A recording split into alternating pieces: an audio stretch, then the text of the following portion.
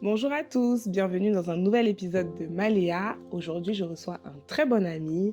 Il s'appelle Oumar Karmoko. Il va nous raconter son histoire. Comme vous l'avez vu dans le teaser, on va parler d'un sujet qui est assez tabou aujourd'hui. On va parler d'infertilité et surtout d'infertilité chez l'homme. Coucou Oumar, Bonjour René, bienvenue. merci. Ça va? Je vais très bien. Et toi? T'es sûr ça va? Je vais très très Ça bien. va bien, Oui. bien, bien? Non, super, Ok, super. super. Donc, comme je le disais dans l'intro, on te reçoit aujourd'hui sur un sujet qui est assez tabou, surtout chez nous en Afrique. Ouais. Et Maléa, c'est ça, hein, on essaie de traiter des sujets qui sont pas souvent traités, que ce soit publiquement ou même dans nos familles. Mhm. Et donc, je pense que là, c'est vraiment le sujet parfait pour justement briser les codes et tout. Donc, on va commencer déjà par te présenter. Tu vas nous dire qui tu es, dans quel environnement tu as grandi, et D'accord. puis on pourra passer à la suite de l'interview. D'accord, bon, après, je pense que tu sais déjà, moi, c'est Oumar Karamoko. J'ai 34 ans, récemment là, et je suis marié, sans enfant. Donc, j'ai grandi, on va dire, dans un environnement, on va dire, assez particulier. Famille musulmane assez conservatrice, très nombreuse. Et tout de suite, il faut enlever le garçon auprès des parents pour qu'il ait une éducation, on va dire, assez stricte et sévère. Donc c'est un peu dans ce contexte-là que j'ai grandi. Et bon, Dieu merci, ça a fonctionné. Ouais, Je suis aujourd'hui ingénieur en développement commercial pour une multinationale française. Et ça se passe plutôt bien. Donc ok, on dira par la grâce de Dieu, tout va bien. super. Donc bon, tu nous as dit que tu es marié, Ouais, sans enfant. ouais. Tu as rencontré ta femme il y a combien de temps? En fait, cette anecdote-là, c'est assez particulier. En Ouais, fait, chaque fois que je dis aux gens comment on s'est mariés, les gens ne on croient n'y pas. croit pas, ouais. Bon, il y a beaucoup de gens qui pensent que on se connaissait depuis. Ok, Donc, je vais remonter peut-être un peu plus loin. On s'est connus en 2007-2008. ok. On était élèves, enfin lycéens. Donc, on avait un groupe d'amis. Mhm. Et dans ce groupe d'amis-là, on se connaissait tous, mais sans forcément se fréquenter. D'accord, ok. Donc, je savais qui elle savait qui j'étais, Mhm. mais sans plus. Ok, Et du coup, on a eu le bac, on a grandi, chacun a fait son chemin. ouais. Mais elle, bizarrement, Genre, peu c'est importe elle. les destinations là où elle était, parce qu'elle Ouais, a fait l'Inde, elle a fait le Mali, ok. et ensuite elle a fait le Canada. Mhm. Donc du coup, peu importe les destinations là où elle était, on avait nos différents numéros. Ok, Bon, moi, perso, depuis la seconde, j'ai pas changé de numéro. Donc ok. elle, chaque fois qu'elle a eu à changer de numéro, j'avais son nouveau Mais numéro et tout. Donc comment? du coup, Elle te l'a envoyé? Comment? je sais pas, peut-être que soit réglage WhatsApp quand tu changes de numéro, ou bien elle me Mais l'envoyait. ça, c'est des réglages récents. Toi, tu parles d'il y a combien Voilà, donc d'années? je pense qu'elle me l'envoyait ou Ok, elle l'envoyait à ses contacts et tout. Donc j'avais plus ou moins de ok, ses nouvelles, mais sans en avoir. d'accord. Et puis arrive l'année 2019. Mhm.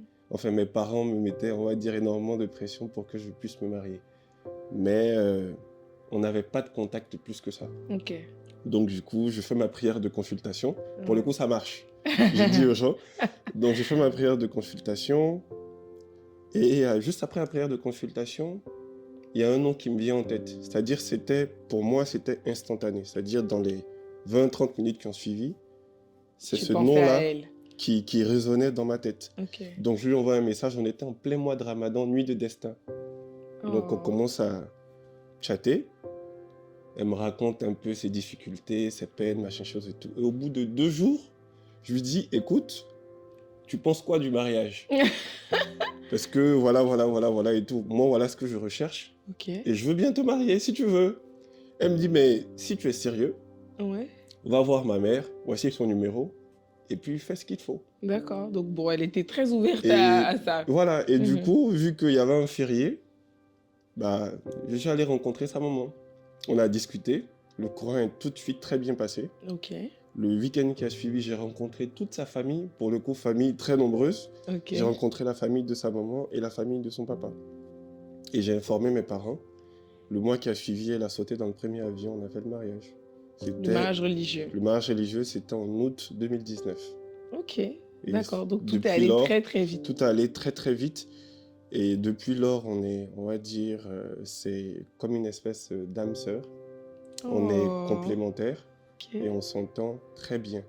malgré nos différences. Ouais. Donc, Parce que vous êtes très on différents. est très, très, très, très Mais différents. bon, est-ce qu'elle aussi, elle a eu une éducation très conservatrice comme toi ou bien elle, c'était un peu plus libre? Non, une éducation, on va dire, à l'européenne. C'est Ok. famille très ouverte. Les enfants ont le droit de s'exprimer, les enfants ont le droit de dire ce qu'ils pensent aux parents. Ouais, Bon, alors chez que... moi, je peux même pas dire chi papa maman. Ça veut dire, tu dis chi, c'est considéré comme, comment on appelle ça? Oui, Un c'est un affront ou un affront. manque de respect. Alors chez Mhm. elle, c'est plus ouvert. D'accord. Tu peux argumenter avec quelqu'un de plus âgé que toi, alors que chez moi, non. Mhm. Donc pour moi, souvent, il y a des scènes que je vois chez elle. Ouais, Je et suis tout ça de te suite choque. choqué, mais chez eux, c'est normal. Mhm. Donc malgré nos différences, on arrive toujours à s'accorder. Mhm. Je pense qu'on a quelque chose que beaucoup de gens n'ont pas, Ouais. c'est qu'on communique beaucoup. Ok. On arrive à nous Mais toi, dire, comment toi, t'arrives, parce que tu nous expliques que tu viens d'un milieu quand même très conservateur oui, et que tu t'exprimais pas tant que ça, en fait, oui, finalement, en tout cas dans ton environnement familial, comment est-ce que du coup, tu arrives à communiquer aussi bien avec ta femme? Est-ce que c'est elle qui t'amène à communiquer aussi bien?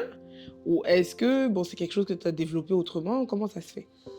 bon, on va dire aussi qu'il y a le métier que je fais, D'accord. qui fait que tu vas vers des gens que tu ne connais pas forcément. Mhm. Il y a aussi le fait de peut-être bosser sur de gros deals. Donc, tu as des gens qui n'ont pas le temps, qui bossent sur 10 000 choses, qui t'accordent que 10, 15, 20 minutes. Mhm. Donc, faut capter le temps, faut monétiser, faut déceler l'élément clé qui peut te faire conclure un deal assez rapidement. Donc, du coup, tu développes rapidement un esprit d'écoute et puis aussi, tu développes aussi ton argumentaire. Mhm. Parce que les produits qu'on vend, c'est des produits assez spécifiques, techniques. Il faut pouvoir argumenter, Mhm. convaincre le monsieur. Donc, ça fait que tu trouves forcément le bon speech Ouais. Et pour donc, pouvoir tu mettre les gens à reproduis l'aise. ça aussi dans ton Donc, couple. je reproduis ça c'est devenu en fait une seconde nature. Parce que Ok. bon, c'est quand même 10 ans d'expérience Ouais. professionnelle. Donc, du coup, ça agit sur nous, qu'on C'est le ça. veuille ou pas. Ouais, ouais. C'est Et vraiment une elle aussi, déformation professionnelle. voilà, et elle aussi, par rapport aux différentes promesses qu'on se fait, même si c'est pas tout qu'on arrive à tenir, ce côté-là, c'est notre jardin. C'est que Ouais. quand on finit tout, et que malgré tous les coups de la vie, on se retrouve, on arrive à se dire certaines vérités. On D'accord. arrive à se parler, on arrive à s'accorder. Mais justement, c'est de ce genre de vérité que je veux même qu'on parle. Donc, vous vous mariez très vite. Donc, Oui, en gros, en 2 mois, c'est plié. ouais. Ok. Et est-ce que tout de suite, on parle d'enfants? Parce que c'est un peu la suite logique. C'est, on se marie. Toi, tu travaillais déjà. Je sais Mm. pas si elle, c'était le cas aussi. Non, non. Moi, je travaillais déjà. Mhm. À l'époque, je me souviens, j'étais dans l'industrie de l'huile de palme Ok. quand on se mariait. Donc, du coup, j'avais énormément de temps parce que c'est quelque chose que je maîtrisais assez bien et donc j'avais du temps pour moi. Je faisais d'autres activités à côté. D'accord. Par contre, elle l'avait pas encore terminé parce qu'elle était allée au Canada pour Pour finir ses faire études. un master en gestion de projet, je crois. D'accord. Donc, du coup, elle vient pour le mariage. Le plan, c'était quoi? Je finis mes études. Et ensuite, on parle bébé. Ensuite, on pense à fonder en fait une famille. Ok. Donc, du coup, on pense pas forcément à ça. Et il n'y a D'accord. pas de pression. Ok. En tout cas, dans le couple, il n'y a pas de Il n'y a pression. pas de pression. Mais est-ce que la pression commence à arriver quand même des familles? Euh, Parce que aussi, donc vous vous mariez, elle est à l'étranger, tu es à Abidjan. Est-ce que déjà même c'est... vous vous êtes mis d'accord, hein, mais est-ce que vis-à-vis de la famille, c'était une structure de couple qu'ils trouvaient normale? Ou est-ce qu'ils vous mettaient la pression pour être au même endroit? Ça, cette pression-là, par contre, je l'ai ressentie du côté de ma famille à moi, parce que les gens ne comprenaient pas, mais la nature a horreur du vide. Vous êtes Hmm. mariés, mais pourquoi tu la laisses là-bas? Pourquoi tu trucs et tout? Bon, je me dis, nous, on s'est dit les choses entre nous. Mhm. Et on avait convenu que tu finis tout, et quand tu es à l'aise, on suit Là, le tu plan. viens, ouais. Parce que le plan aussi qu'on a, c'est la base et c'est le socle aussi d'une famille, d'un couple. Mhm. Quand le plan n'est pas suivi, tout peut valser en un rien de temps. Mhm. Donc tout tourne autour de ce plan-là et on l'a suivi malgré nous. Mhm. Bon, on n'avait pas de pression parce qu'on se disait, on n'est pas tout le temps ensemble, donc on ne peut pas stresser. Oui, oui, oui. Parce qu'il y a des gens qui font 10, 15, 20 ans Mhm. avant d'avoir un seul bébé. Alors que nous, on a vécu ensemble que 6 mois. Tu es tout de suite parti. Oui, Oui, donc du coup, vous ressentez pas le fait que ça ne Voilà, fonctionne pas. ça ne Mais à fonctionne quel pas. moment donc vous êtes alerté? À quel moment tu te dis: «Bon, là, peut-être qu'il y a un problème»? Voilà, donc je pense qu'on a eu une longue séparation, la période Covid. OK, Donc pendant 1 an et demi, on ne s'est pas vu, avec une impossibilité totale de voyager. OK. Donc quand il y a eu une opportunité de voyager, elle a sauté dans le premier avion, elle est rentrée. Donc là, on fait quoi? Littéralement 2 ans sur Abidjan ensemble sous le même toit. OK. Et Et là, c'est la première fois que vous vivez vraiment ensemble? et là tout de suite, bon, il y a les premiers, on va dire, fights, parce que bon, Ouais, ouais, c'est un maintenant, peu c'est truc les et tout. 2 énergies qui sont dans la Voilà, même maison tout le temps. exactement. OK. Elle est assez carrée, et moi, je suis en fait le fouteur de trouble. Ouais. Donc du coup, il faut pouvoir faire ce réglage-là et tout, parce que bon, Mmh. il y a toujours ma petite liberté dans la tête, j'aime pas forcément qu'on me dicte ce que j'ai à faire et tout, donc on fait 2 ans ensemble. Et sur les 2 ans, on commence à quand même douter. OK. Et elle, c'est quelqu'un c'est-à-dire, je prends toutes les balles. Tu restes en arrière, moi j'assume tout. Tu vois. Mmh. Et je sentais ce stress-là de son côté. J'ai dit, mais on a largement le temps. Donc je sais pas pourquoi tu stresses. Et c'est à partir de ce moment-là, en fait, qu'on se rend compte, en fait, qu'il y a quelque chose qui cloche. Mmh. Et elle a eu, entre-temps, dans les 2 ans où elle était à Abidjan, il y a des gens dans l'entourage et tout, qui se sont mariés. Et Ouais. tout de suite, le mois d'après, Qui ont eu boum, des ouais, ouais, des ouais. bébés. C'est-à-dire, on a eu, Une vague de on, bébés on comme a eu une ça. vague de bébés et tout de suite, après, tu connais les femmes, elles, Oui, tu veux vivre aussi la même euh, chose. pas qu'elles l'enviaient, Oui, non, c'est mais juste, c'est naturel. il y a cette tristesse-là qui Mmh. envahit, qui te fait savoir que, bon, c'est quelque chose qu'il va falloir régler. Mmh. Parce que le but aussi, c'est de fonder une famille et d'être heureux ensemble. Et donc, c'est elle qui t'en parle ou c'est toi qui, quand même, un peu, Non, parce déclenche la que, conversation? non, dans nos conversations, elle exprime en fait ses peurs, elle exprime ses doutes par rapport à ça. Mmh. Donc du coup, à partir de ce moment-là, c'est quelque chose que je prends en compte. Mais moi, en tant qu'homme aussi, mon rôle, c'est peut-être de la rassurer, de lui dire non, ça viendra. Mais plus tu mets la tête dessus, plus tu sens que tu t'éloignes, en fait, on va dire, de ton objectif. Donc pour moi, le but, c'était de ne te mets pas de pression inutile. Mmh. Si ça doit venir, ça viendra. Mmh. Mais Mais à par quel derrière, je ne le montre pas très souvent. ouais. Mais il y a aussi beaucoup de peur, beaucoup de crainte de Mmh. mon côté aussi. Mmh. Donc je me dis, et si on n'en avait pas, finalement? Et si, et si, et Et qu'est-ce si? qu'on ressent à ce moment-là, quand on a toutes ces questions dans la tête? Là, du coup, elle est pas là pour nous dire ce qu'elle, elle ressentait vraiment, mais qu'est-ce que toi, tu ressens? Parce que tu es le pilier de la famille et puis comme Ouais. tu dis, à la base, c'est toi qui prends les balles. Aujourd'hui, tu es dans une situation où tu es impuissant face à sa situation, à elle, Oui, à ses craintes, mais tu as aussi les tiennes. ouais. Donc, on ressent quoi à ce moment-là? Non, c'est quelque chose on va dire que c'est quelque chose qui affecte énormément. Je me souviens qu'à l'époque, ça avait joué sur mes performances au travail, parce que j'étais vraiment pas là. Mmh. J'étais dans les pommes, peut-être sur 2, 3 mois, parce que je cogitais beaucoup. Mmh. Et surtout que mon frère s'était marié et il enchaînait coup sur coup des bébés. Et tu as des membres de la famille, bon, qui ne souhaitent pas forcément vous mettre mal à l'aise, mais qui sont maladroits et qui tiennent des propos en ta présence ou en présence de ta femme qui réveillent aussi certaines vieilles pensées. Comme quoi? Par exemple, je me souviens que mon papa m'a sorti une fois, mais vous dormez la nuit en fait, et que tes frères ont 6 enfants, tes frères ont 4 enfants, et vous, depuis, vous n'avez rien. C'est quoi le problème? Mmh. On a besoin de petits-enfants. Mmh. Donc c'est constamment ce genre de... Mais qu'est-ce que toi, tu répondais à ça, par exemple? Moi, je répondais toujours, bon, je répondais cash, hein. C'est pas un colis posté qu'on envoie. C'est la volonté de Dieu. Si on n'en a pas, on n'en a pas et on s'en remet à lui. Si on en aura, et c'est pas pour vos beaux yeux qu'on en cherche, c'est pour nous-mêmes notre satisfaction personnelle. Mmh. Et se dire qu'on mettra au monde des gens qu'on pourra assumer et à qui on va donner le meilleur possible. Et tout tourne aussi, c'est pour ça que j'ai précisé au début, il y a un plan. C'est que tu ne décides pas aujourd'hui d'avoir un enfant et de le délaisser. Parce qu'on voit aujourd'hui tout ce qui se passe à Abidjan et tout. Nous, on souhaite le meilleur pour notre famille et pour nos enfants.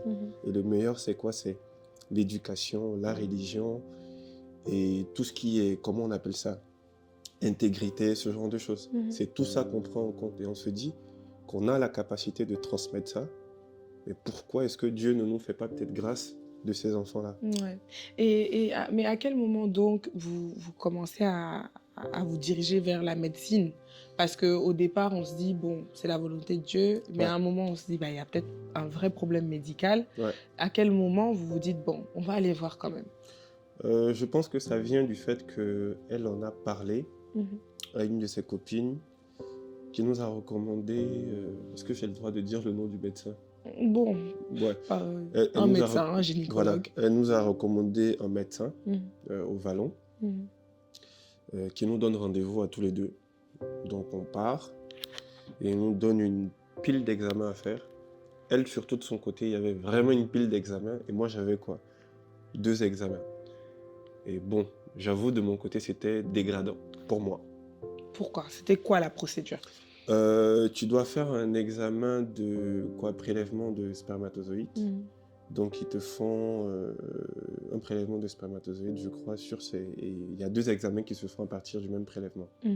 Et elle, de son côté, il y a une batterie d'examens qu'il faut faire pour voir si les trompes ne sont pas touchées, si les ovaires ne sont pas touchés, s'il n'y a pas eu d'avortement, s'il n'y a pas eu plein de trucs et tout, tu vois. Et tout ça, pour elle, de son côté, c'est revenu négatif. Ok, J'étais soulagé, j'étais rassuré. d'accord. Et ça, pour le coup, je l'avoue, j'étais rassuré que ce ne soit pas elle le problème. Parce Et que, est-ce que, au fond de toi, avant d'aller faire les examens, tu te disais que c'était elle le problème? non, Mhm. moi, je me suis jamais posé de questions sur ça. Et je me suis pas non plus dit que c'était moi le problème. Parce que, pour être honnête, par le passé, avant de la rencontrer, on a tous eu des aventures de jeunesse, ce genre de choses et tout. Et donc, j'avais eu des retours comme quoi X avait eu une grossesse de moi et sans m'informer qu'il y Qui a avait eu, arrêté la voilà, grossesse. qui avait arrêté la grossesse sans que je ne sois, mais vraiment sans que je ne sois pas au courant du tout. Donc Mhm. pour moi, c'était impossible Que ça vienne de toi. que ça vienne de moi. Ouais. Donc pour moi, en fait, je me suis dit peut-être que c'est l'horloge biologique. Si Ouais. ça doit arriver, ça arrivera. Mhm. Donc on ne s'y attend pas forcément. Sauf que tu fais les examens Donc elle, ça et revient négatif. Et elle, parce qu'on a parlé de toi, tu dis que c'était dégradant pour toi. Et oui, pour elle, quel retour elle t'a fait de son expérience pendant ces examens-là? pour elle, c'est comme une mutilation physique. Parce que ça fait extrêmement mal. Elle a été, on va dire, elle ne pouvait pas bouger pendant 1 ou 2 semaines. Parce que, bon, pour le coup, c'est quelqu'un de très fragile. Elle ne pouvait pas bouger pendant 1 ou 2 semaines. Et ensuite, les douleurs se sont prolongées 2 semaines après. Donc, elle était sous antibiotiques, elle suivait un traitement et tout. Et moi, le mien, c'était quoi? Un spermogramme et puis un autre truc là, dont j'oublie le nom. Sauf que le résultat, c'est quoi? C'est que ils te disent quoi? Quand tu fais cet examen-là, ils te disent que la durée de vie d'un spermatozoïde, c'est 3 jours. Ok. Sauf que les miens, ils ne duraient pas plus de 8 heures. Donc, quand tu fais ton éjaculation, machin chose et tout, il y a un parcours jusqu'aux ovaires. Donc, Et c'était pas assez long pour que ça atteigne les ovaires. exactement. Donc, il y avait un cycle. Donc, du coup, quand il passe une étape, au bout d'une heure, enfin, et puis il y avait aussi, pour moi, je crois, il y avait une insuffisance de spermatozoïdes. C'est-à-dire, j'en en avais pas énormément. Donc, du coup, sur tel nombre, moi, j'en produisais peut-être 50%. D'accord. Et sur les 50%, au bout d'une heure, j'avais 80% de ces 50% qui étaient déjà morts. Ok. Au bout de 3 heures, j'avais 25% des 20% qui restaient. Et au bout de 8 heures, il n'y en avait plus rien. D'accord. Et donc, le médecin m'a fait comprendre que voici ton problème, voici ce qu'on a constaté. Maintenant, c'est dû à quoi? C'est dû à quoi? Parce que je ne fume pas, j'ai jamais fumé. j'ai jamais consommé d'alcool. Et donc, c'est quoi? C'est l'alimentation. L'alimentation, c'est que je suis accro. J'étais accro aux boissons gazeuses et énergisantes. Et le monsieur, il me dit, mais c'est pire que des pilules contraceptives. Et quand je fais le parallèle, je remonte dans le passé, parce que tu revois la texture de ton spermatozoïde comparativement à la texture réelle d'un spermatozoïde. Tu vois tout de suite en fait que le problème remonte d'il y a bien plus longtemps, parce que tant qu'on ne te le dit pas, Ouais, tu réalises pas. tu réalises Et puis pas. tu penses même pas à ça, en Voilà, fait. tu réalises pas. Donc du coup, c'était ça. Il m'a mis sous traitement, c'est-à-dire il m'a donné des vitamines pour qui fortifient en fait, on va dire, les spermatozoïdes, ce genre de choses et tout. Et puis il m'a mis sur des... Là, on va trop vite. Ok. Je veux qu'on revienne vraiment à l'annonce. Ouais. Tu vois, le moment où il te le dit seul ou déjà vous êtes à deux quand il t'annonce ça? On est à deux. D'accord. Qu'est-ce que tu ressens à ce moment-là? C'est comme un coup de massue, déjà. Parce que sans le dire, je ne suis pas forcément expressif, mais je suis quelqu'un qui adore les enfants. Et je me suis dit, Je sais. l'expérience que j'ai vécue moi, j'aurais voulu une autre expérience pour ma propre progéniture. Et le fait de ne pas pouvoir en avoir, je me suis dit, c'est problématique. Et pour la première fois, j'ai ressenti quand même quelque part de l'amertume et un regret de ne pas pouvoir lui offrir ce bonheur-là. Parce que c'est pas le matériel, c'est rien de tout ça. Mais quand tu aimes profondément une personne, tu veux tout pour cette personne. On n'est pas parfait, mais quand tu aimes profondément une personne, tu fais tout pour lui donner le minimum de bonheur dont elle a besoin.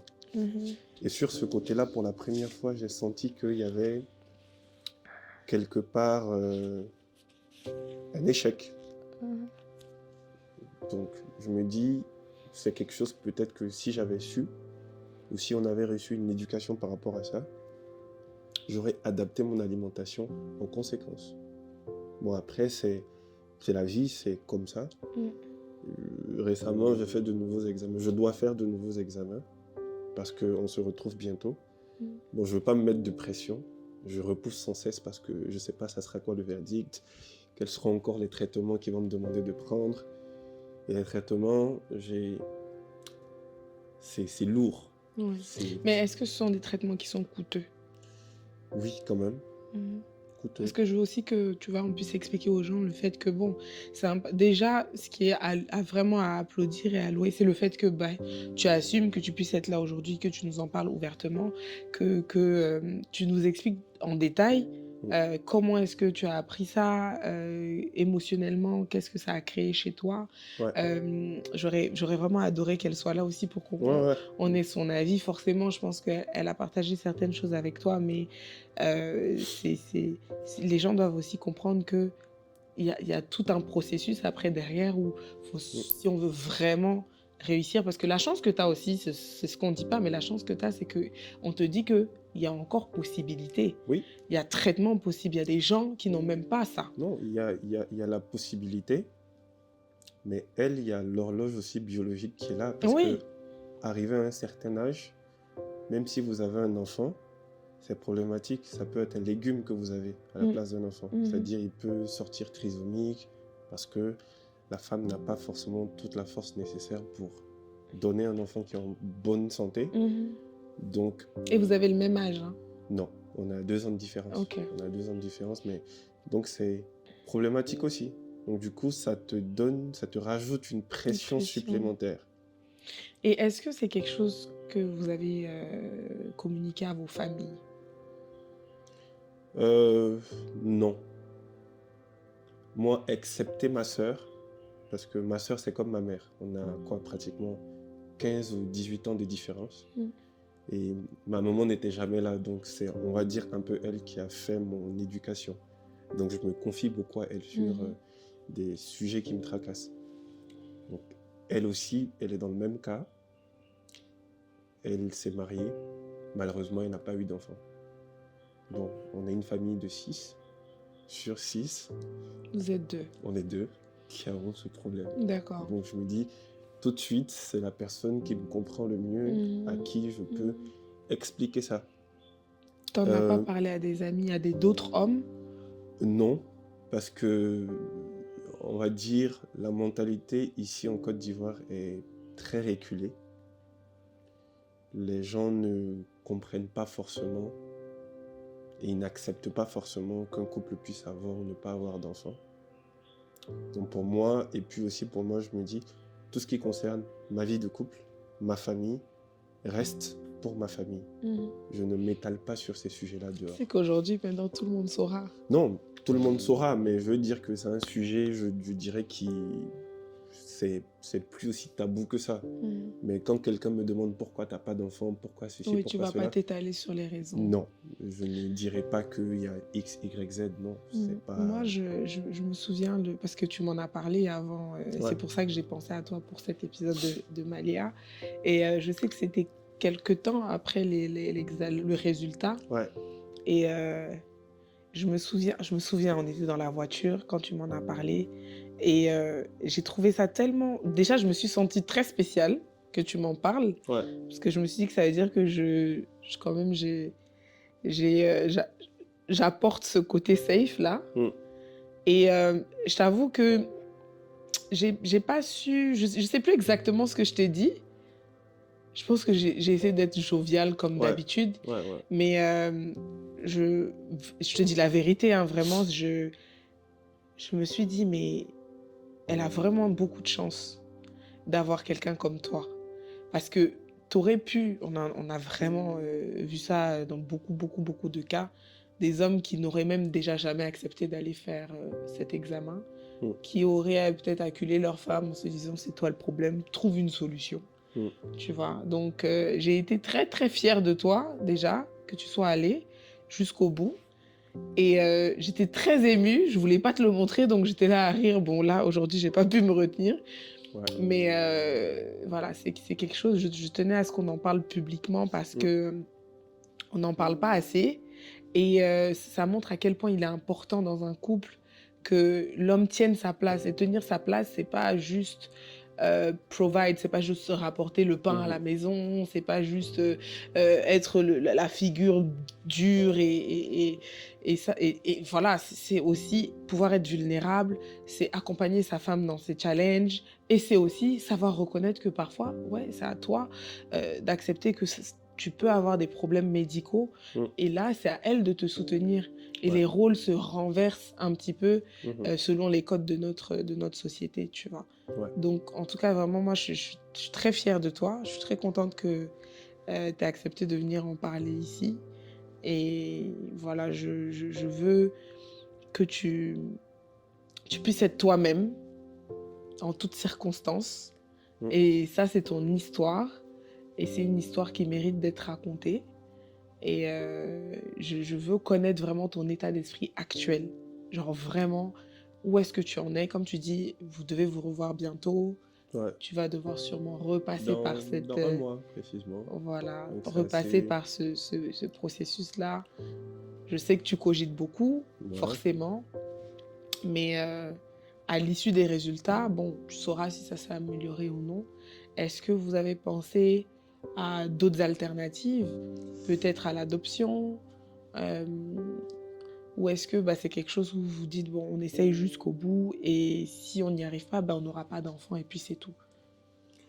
Pour le coup, là, l'idée, c'est quoi? C'est de refaire les examens, resuivre un nouveau traitement.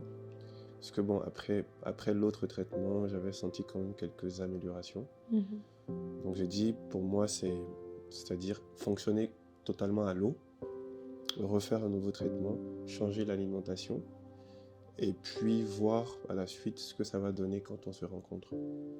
Mais non, l'adoption, elle m'en avait parlé. Moi, j'ai dit tout de suite niet, parce que la charité bien ordonnée commence par soi-même. Donc, on a plein de neveux et nièces qu'on peut adopter. Ça, il n'y a pas de problème pour ça. Donc, je ne me vois pas en train de faire une adoption, en fait, dehors. Mhm. Et aussi, il y a d'autres solutions envisagées. Mhm. Donc, les solutions envisagées, ça peut être les EVG, je ne sais même pas si c'est le bon terme. Les EVG ou je ne sais pas quoi là. L'insémination Oui, artificielle. oui, récemment même, je me suis surpris en train de regarder les endroits de la Mhm. planète spécialisés qui arrivent à le faire et tout. Il y a une amie là qui m'en parlait récemment sur la Suède ou le Danemark, je sais même pas, et que le tarif serait quoi, autour de 5 000 ou 10 000 euros, et que ça marche à 100%. Elle est médecin pour le coup, donc elle m'en parlait et tout, donc je me suis dit, pourquoi pas? On a pas mal de solutions, et je suppose aussi que là-bas, on peut avoir d'autres alternatives au cas où ça ne Mais marchait pas. du coup, comme tu parlais tout à l'heure de son horloge biologique à elle, Oui. est-ce que vous avez songé peut-être aussi à congeler ses œufs, comme on dit, freeze her eggs? Est-ce que vous avez Non, songé à faire ça? Parce que bon, si tu veux faire de l'insémination artificielle, je ne suis pas une experte du tout, mais si tu veux faire une insémination artificielle, du coup, c'est qu'il faut que ses œufs soient viables et que toi aussi, ton spermatozoïde soit viable et pour qu'on insémine artificiellement. Donc, si vous voulez garder l'âge de l'œuf, c'est maintenant qu'il faudrait peut-être le conserver. oui, mais en même temps, le plus rassurant, c'est qu'elle, de son côté, on me dit que tout est nickel, tout est parfait. Mais chez une femme, naturellement, Voilà. plus tu vieillis, moins tu Oui, as, oui, oui, de chances de je veux dire que pouvoir... le monsieur il nous a rassurés sur son côté. Il y a Mhm. zéro problème, tout est qualitatif chez elle. D'accord. C'est vraiment le parcours en fait de fécondation qui pose problème. C'est D'accord. que le spermatozoïde n'arrive pas à remonter son circuit de fécondation. Mhm. Donc du coup, s'il y a eu insémination artificielle, ça sera quoi? C'est d'attendre quand elle a sa période d'ovulation, Mhm. lui faire l'insémination. Ça veut dire que le spermatozoïde qu'on va lui injecter doit être tonique, doit avoir tout ce qu'il faut et tout. Donc c'est de véritablement faire un traitement, d'être sûr que ce qu'on va produire après, ça sera quelque chose de correct, viable, et ensuite de faire le truc pour que ça soit correct. Maintenant, parler de congeler, faire ceci, ça, sincèrement, c'est un sujet sur lequel on ne s'est pas appesanti. On n'a pas vraiment discuté en profondeur parce que je me suis dit, c'est des solutions extrêmes, on ne va pas en arriver là. Déjà, le plus difficile là, c'est de savoir ce qu'on avait. On sait maintenant ce qu'on a. Il faut le traiter et puis voir ce que ça donne. Si au bout de 6 mois, 1 an, ça ne donne rien, on a la possibilité de se préparer, de switcher sur des méthodes qui sont beaucoup plus efficaces. Et puis on essaiera d'évoluer vers ça. Parce que aussi tout se prépare. Et bon, voilà. Ok. Donc, aujourd'hui, si ta famille tombe sur cette vidéo et donc entend ce témoignage-là, Ouais. qu'est-ce que tu penses qu'ils vont ressentir? De la culpabilité? De quoi? Qu'est-ce que tu penses, toi, qu'ils vont Non, ressentir? je dirais pas ça. Et je pense aussi que ma mère, ma maman, qui est... je pense, bon, je sais pas si je te l'ai déjà dit, mais je suis émotionnellement lié à ma maman. Du coup, les choses qui me touchent, sans même en parler, c'est des choses qui l'affectent elle aussi. Et récemment, je suis allé la voir. C'est bizarre parce que je vois la dame qui a préparé un paquet, qui me dit « Ah, écoute, tu rejoins bientôt ta femme. Bah tiens, c'est pour toi. Il faut commencer à te traiter. » Je dis « Mais de quoi tu parles ?» Elle me dit « Traite-toi. » Je dis « Ok. » Enfin, ça a reconfirmé ce que je pensais parce que elle n'est pas dupe, c'est quelque chose qu'elle a senti. Elle m'a donné, selon elle, ce qu'il faut pour que je puisse avoir des enfants. Parce qu'elle sait aussi quelque part que c'est quelque chose qui m'affecte. Parce que avoir tout ton entourage qui fonde sa famille, les week-ends, tu vois tes amis en famille avec leurs enfants, et toi, tu es là, bon, c'est un peu chaud. Ouais. C'est pas que tu envies le bonheur des gens. Non, mais c'est naturel forcément. Et puis, on a cette idée-là de la famille qui est composée d'un père, d'une mère et d'enfants. Donc forcément... Donc du coup, je pense pas que ça fera plus de mal que ça. mais je sens que peut-être, Mais il y a des gens qui vont regretter leurs voilà, commentaires, voilà, ils qui vont vont se peut-être dire j'aurais dû. réfléchir à Mhm. 2, 3 fois avant de l'ouvrir. Donc pour moi, c'est, voilà, j'en parle potentiellement pour que d'autres aussi peut-être se mettent à la place de leur femme, qui sachent que c'est pas forcément problématique du côté de la femme, mais c'est souvent de notre côté et on ne s'en rend vraiment pas compte. Mhm. Parce qu'il y en a peut-être qui ne regardent même pas la fréquence à laquelle ils font l'amour à leur femme, Mhm. mais qui espèrent avoir, comment dire ça, un enfant. Mhm. Il y en Mais il y a a des gens qui, qui s'intéressent même pas du voilà, tout à. il y en a qui, moi je connais son cycle par cœur. Mhm. Je sais à quel moment elle ovule, je sais à quel moment elle a ses règles. Et je sais à l'avance, quand elle me dit elle a un bobo, je sais que c'est sa période d'ovulation. Mhm. Quand il y a une semaine, elle me dit ah j'ai mal ici, j'ai mal là, je dis tes règles sont en train de venir. C'est des choses que je sais. Ouais. Et c'est des choses qui m'intéressent parce que j'ai appris avec le temps à connaître toutes ces choses. Mhm. En même temps, j'ai grandi au milieu de 4 filles qui sont mes sœurs. Mhm. Donc, il y a cette sensibilité-là que j'ai. Et je me dis que ce serait vraiment pas juste de la laisser toute seule affronter ce truc-là. Il faut aussi assumer ses responsabilités. Mhm. Donc, pour moi, c'était pas quelque chose de... C'était pas un sujet aussi tabou que ça. Ouais. J'hésitais plus par rapport à elle. Parce que pour moi, dans ma tête, tant qu'elle n'est pas touchée, tant qu'elle n'est pas affectée, I'm fine. Moi, j'ai aucun problème par rapport à ça. Mhm. Voilà. Mais ce que j'aime bien sur l'anecdote avec ta maman, c'est le fait que c'est important de parler. C'est important de parler parce que toi, c'est le médecin qui t'a informé, mais il y a des gens qui ont cette petite voix dans leur tête qui leur dit j'ai un problème, mais qui n'osent pas en parler. Ouais. Et qui ont peut-être pas forcément les mêmes moyens que toi pour aller chez un médecin se faire examiner. Et parfois, il suffit d'en parler à sa mère. Ouais. À sa tante, à son... On est des Africains, Ouais. on a des remèdes naturels qui existent depuis toujours. Et je pense qu'il est important que les jeunes hommes aussi puissent se rapprocher de leurs parents pour pouvoir leur exprimer ça. Leur dire, ah maman j'ai un problème, je suis mariée, c'est vrai, voilà, ma femme et moi on est intimes, mais je n'arrive pas à avoir d'enfant. Je pense pas que ce soit elle le problème, je pense que ça peut venir de moi. Et on essaye. Tu vois, on ne sait jamais, les remèdes de grand-mère, ça fonctionne. Oui. Ça fonctionne. Et si ta mère a...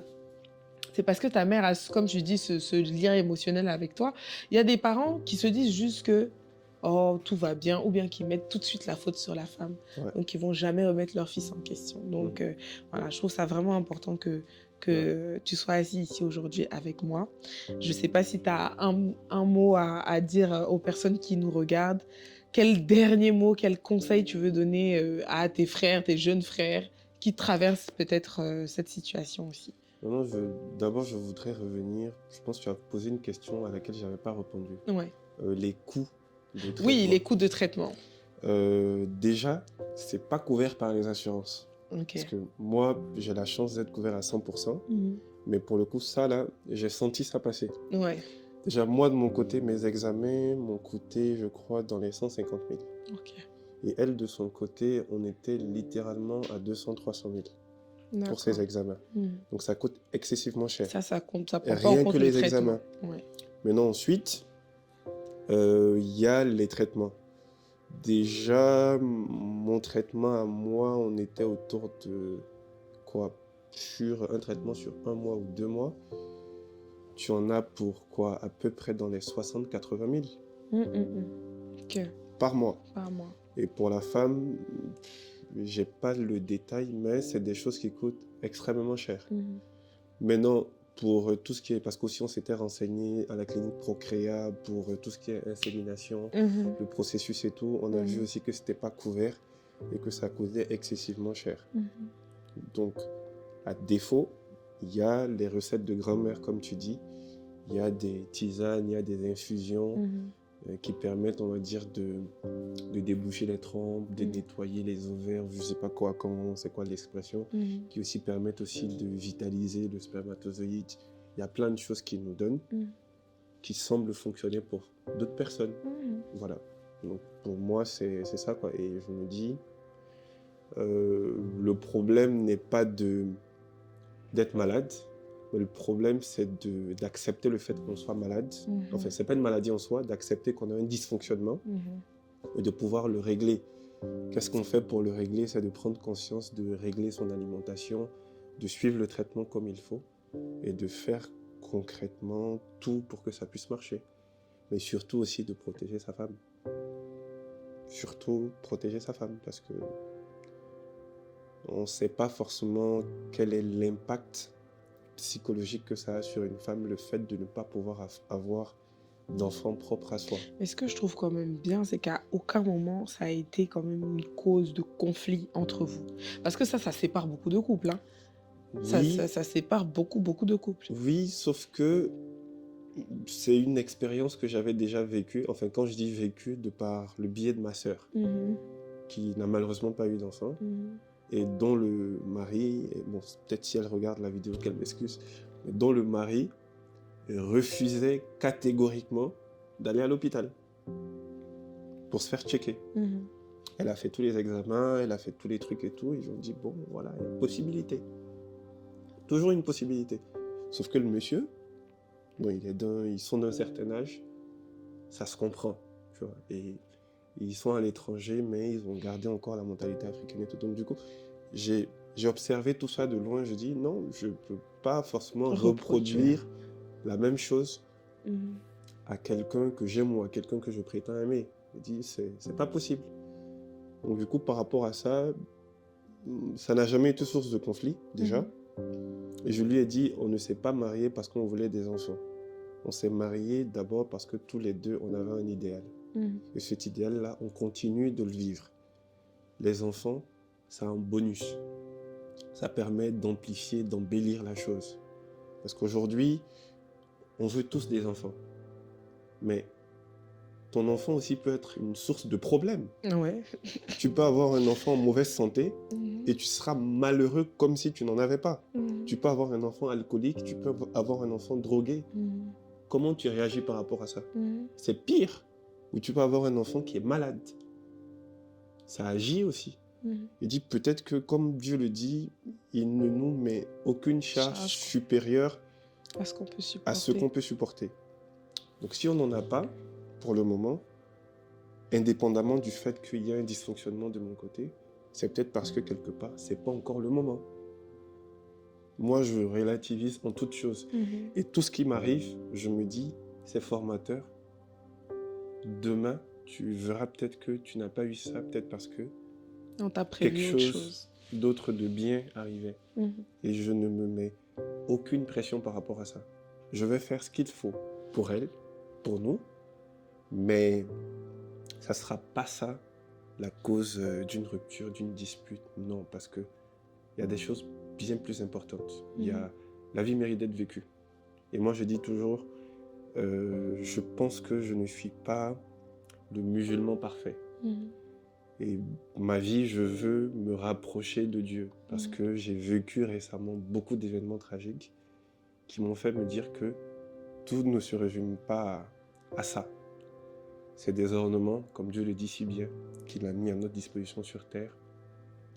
Mais il y a un objectif derrière, se rappeler toujours de lui et faire sa vie selon ces contraintes-là qu'on a. Que tout peut finir du jour au lendemain et qu'aucune situation n'est éternelle. Il y a une fin à tout. Aujourd'hui, on n'a pas d'enfant. Demain, avec une seule grossesse, on peut en avoir 6. Ça arrive. Il y a des femmes 50 ans, 60 ans qui en ont eu. Pourquoi pas nous?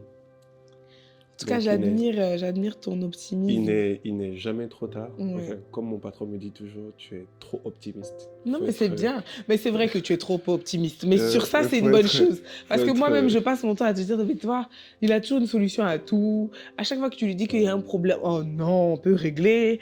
Non, parce que il est très optimiste. Dans ma tête, je me dis, il n'y a aucun problème qu'on ne puisse avoir dont on n'a pas la solution. Si ce problème-là est survenu là maintenant, c'est que Dieu a prévu des solutions pour nous. Que tu le veuilles ou pas, il y a une solution. Yes. Il y a une solution. Parce que j'ai eu tellement d'exemples dans ma vie qui font que, peu importe les différentes situations qui m'arrivent, souvent je m'assois tout seul dans ma maison, je pleure. Je suis dans une phase où aujourd'hui, je suis face à moi-même. C'est-à-dire, les gens parlent beaucoup, excuse-moi, je fais un parallèle, les gens parlent de djihad, de djihad, de djihad. Mais moi, je me dis, en fait, en vérité, le vrai djihad, c'est contre soi-même. Mhm. Affronter ses envies, affronter ses désirs pour être la meilleure version de soi-même. Combien de personnes peuvent se substituer pour le bonheur d'autrui? Je ne pense pas que ça existe. Ils sont très peu. Mais moi, pour les personnes que j'estime, que j'admire et que j'aime, je donne 10 000% de ma personne. Mhm. Et j'ai toujours tendance à penser que je suis incompris. Et ça a tendance à, particulièrement, il y a un goût amer. Ouais. Donc ce qui fait que je suis reclus chez moi, je ne fréquente plus personne à cause de tout ça. Mais je me comprends moi-même et je sais que c'est un processus, c'est une étape que je suis. Et à la finalisation de cette étape-là, peut-être que Dieu nous donnera tout ce qu'on veut, Dieu nous donnera tout ce qu'on espère. Mhm. Parce qu'aujourd'hui, c'est pas du tout évident. Et pour ce truc de famille, on est en train de faire un sacrifice, c'est que moi aujourd'hui, je vais probablement quitter mon job, je vais quitter mon pays, je vais m'installer dans un nouvel environnement parce que je veux fonder ma famille avec ma femme. On me dit, ouais, mais est-ce que tu es sûr? Oui, surtout, tu vas suivre ta femme. Ouais, tu vas suivre ta femme. Je dis, mais Oui. elle a mis sa vie sur pause Mhm. pendant 2 ans, 3 ans pour venir rester à côté de son mari. Est-ce que vous tenez compte de ça? Elle suivait ses études. Sa mère, qui est veuve célibataire, qui a tout fait, quand tu tiens compte de tous ces paramètres-là, tu ne vas pas sacrifier les efforts d'une mère pour la réussite de ses enfants parce qu'aujourd'hui, elle est mariée à toi. Mhm. Moi, je ne fonctionne pas comme ça.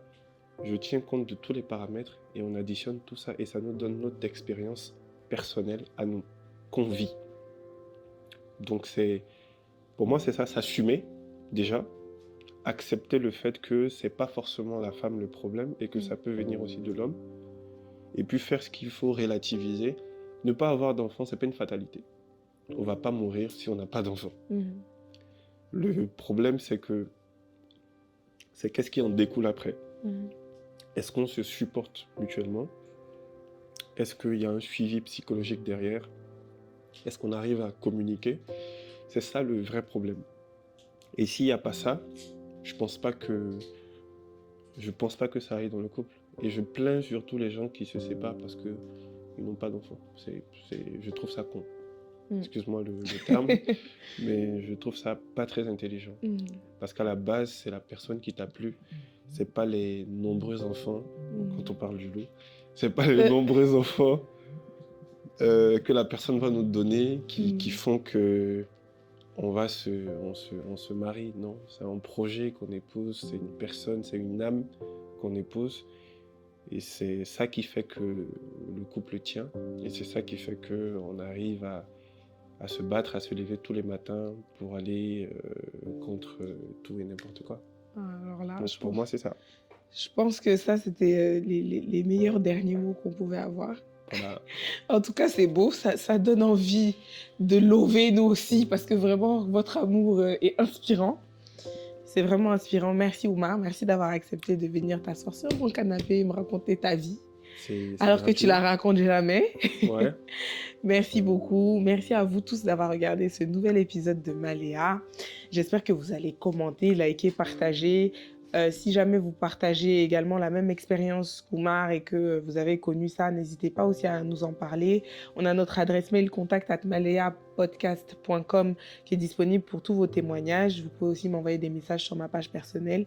Je lirai vos messages avec grand plaisir et je vous fais de gros bisous. Je vous dis à bientôt pour un nouvel épisode de Maléa. Bye. Oh, Oumar, tu m'as fait pleurer.